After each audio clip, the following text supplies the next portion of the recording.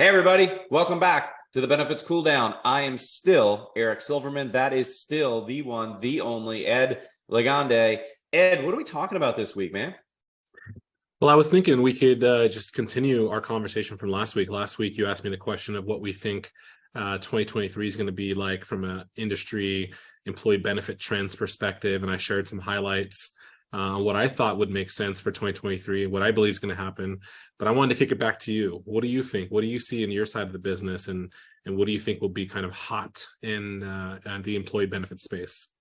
Oh, man. So, look, I'm already seeing it, man. By the time this specific episode airs, it will be probably the end of February, maybe even early March. And I've seen it already in the first quarter, dude. And I certainly saw it all last year. And that is specifically three different things. There's a lot. I could go on for hours. I'm a salesman. I like to talk. You too. But let me narrow it down. You ready? Riddle me this. Number one, we are seeing an exponential growth year after year on employer contribution, more than we've ever seen in years past. And I've talked about this before. You've heard me talk about it. Anybody who's listened to the show has heard me talk about it. But employer-sponsored, employer-funded defined contribution, or as I like to call it, a shopping spree for marketing aesthetics, that is absolutely exploding more than ever. And I'll tell you why, right?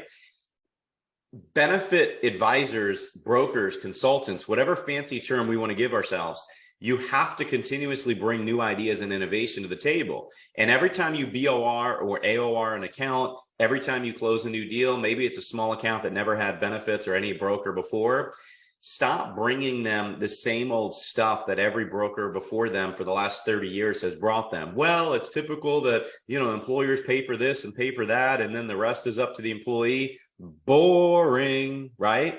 What we're doing is bringing to the table something different that started in the mega size Amazon-esque type companies, the big behemoth Home Depot size companies, right? And that is where the employer puts the employee in the driver's seat and allows them to become true consumers of healthcare with respect to the benefits that the employer is spending money on, right? Rather than an employer playing, dare I say it, God with somebody's life and saying, well, you need this and you need that, you need life, you need dental. Instead, why not empower the employee to become an educated consumer and then use those funds that they're allocated to put toward whatever benefit it is that they believe is best for themselves and their family and their unique and individual situation. Anybody that has questions or wants more ideas, I've written articles on it. I've spoke on stage about it, and you're welcome to put in the comment section if you agree, disagree, if you love me or hate me, totally fine, or send me a message or an email and I'll go into more detail to help. Number two that we're seeing, and it's a close number two, I would even argue it's number one, is the ad of pet benefits. I am still so high on pet benefits, and I'll tell you why. It's not because I even own a pet. I don't own a pet. So what am I always talking about pet benefits for? I used to own pets. I'm not a pet not lover. I just don't have pets anymore.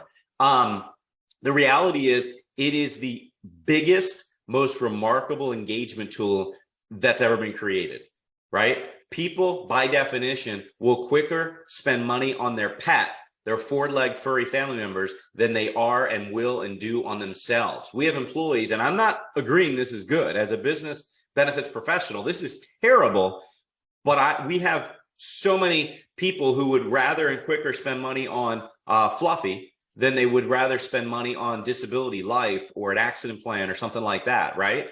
I don't agree with that at all. But when push comes to shove, it's a valuable tool that is it's requested by HR people because their employees are asking them like crazy. Employees take their pets to PetSmart or Petco. That's not a plug for them, but if they want to sponsor, that's fine. The reality is at the cashier checkout line, the cashier is saying, hey, do you want to get some pet insurance too? I'm telling you, pet benefits and pet insurance is right at the top of the list.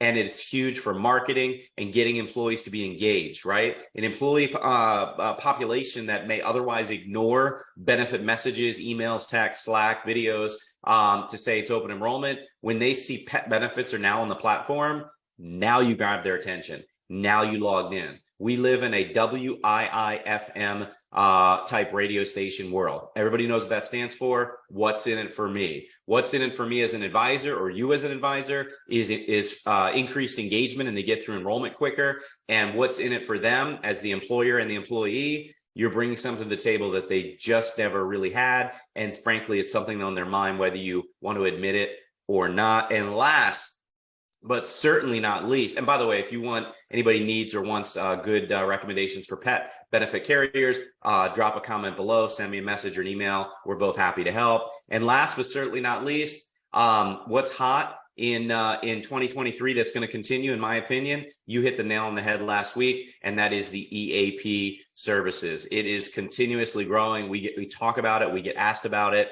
So I don't want to spend a lot of time on it because you covered that last week, and I totally 100% concur. That's it. That's another episode of the Benefits Cooldown. I'm Eric. That's Ed, and we'll see you next week. Thanks, everybody.